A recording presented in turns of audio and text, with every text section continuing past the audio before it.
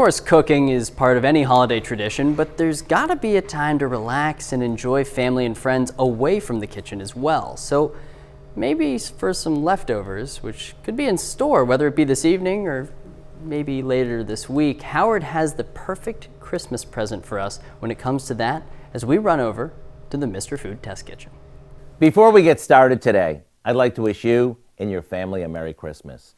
I want to thank you for allowing us into your home every day so we can share some time together. I also want to thank the entire Mr. Food Test Kitchen team for all that they do day in and day out. Without them, what you see here and on our website wouldn't be possible. Now, for those of you who are serving up a big bone-in ham this year and want to know what to do with the bone once all the meat's carved off of it, let me show you. What we like to do is place it in a pot with enough water to cover it and let it simmer for an hour or so. While it's finishing up, we saute some chopped onion, diced carrot and potatoes, and some minced garlic. Then we take the bone out and add the veggies to the ham stock, along with some white kidney beans, a bit of corn, some leftover diced ham, and a few spices. Now we'll let this simmer so all the flavors come together.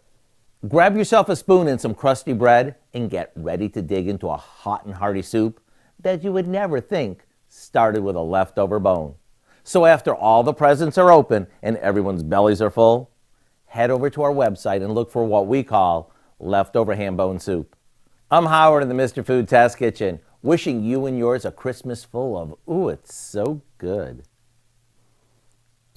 You can find this recipe along with a lot more good food from the Mr. Food Test Kitchen online. Just go to our website at komnewsnow.com.